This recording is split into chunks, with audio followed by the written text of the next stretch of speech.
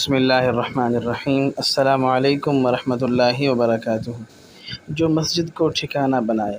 سیدنا ابو ہریرہ رضی اللہ عنہ سے روایت ہے کہ رسول اللہ صلی اللہ علیہ وسلم نے فرمایا، جو مسلمان مرد مسجد کو اپنا ٹھکانہ بنائے نماز اور ذکر کی خاطر، اللہ تعالیٰ اس سے ایسے خوش ہوتے ہیں جیسے غائب گھر آئے تو اس کے گھر والے خوش ہوتے ہیں۔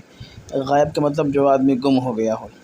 اسی مفہوم کی ایک اور روایت سیدنا ابو ہریرہ رضی اللہ عنہ کہتے ہیں کہ رسول اللہ صلی اللہ علیہ وسلم نے فرمایا، جو شخص وضو کرے اور اچھے طریقے سے وضو کرے، پھر مسجد کی طرف چل کر آئے اور اس کا ارادہ صرف نماز پڑھنے کا ہو، تو اللہ تعالیٰ اس سے ایسے خوش ہوتے ہیں جیسے غائب گھر آئے تو اس کے گھر والے خوش ہوتے ہیں۔